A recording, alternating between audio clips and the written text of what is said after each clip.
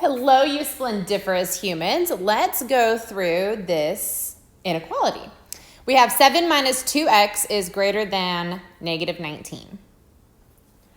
So with two-step equations, I'm trying to isolate the x, which means I need to go in reverse PEMDAS to get it alone. Sometimes we like to do the railroad tracks. I personally don't. I feel like it clutters it, but for the sake of this, we'll do it. So what is happening to x? X is being multiplied by negative 2, right? Because whenever we have a coefficient next to a variable, that means it's a multiplication property.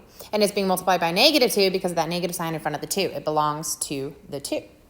Then it is being added by 7. Oh, that looks like a Z.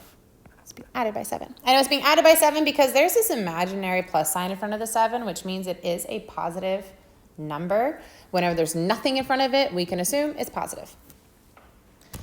So I'm going to go in reverse PEMDAS using inverse operations, meaning I'm going to start with the added by 7, and instead of adding by 7, the opposite of adding is subtracting. I'm going to subtract 7 from both sides of my railroad tracks. Basically, I am subtracting 7 on both sides of the inequality sign. I have to keep all my equations and inequalities balanced. 7 minus 7 is 0. That's the whole point. We're trying to get rid of it. Let's bring down that negative 2x, bringing down my inequality sign greater than. Negative 19 minus 7. I'm thinking same signs, add and keep, different signs, subtract. Since they have the same sign, they're both negatives, I'm going to add and keep the negative.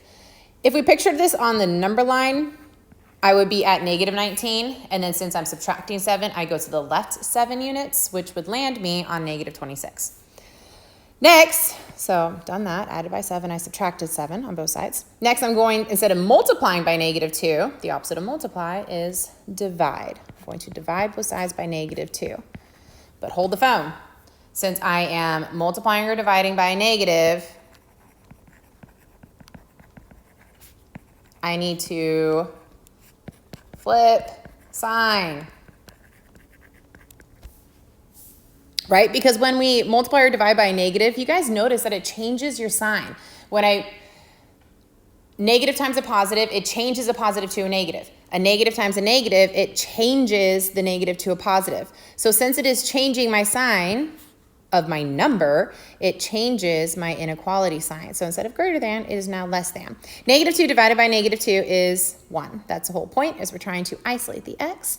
Now I'm thinking negative 26 divided by negative 2. I know it's going to be a positive. Negative divided by negative is positive. 26 cut in half, I know is 13. Therefore, x is less than 13 for this inequality to be true.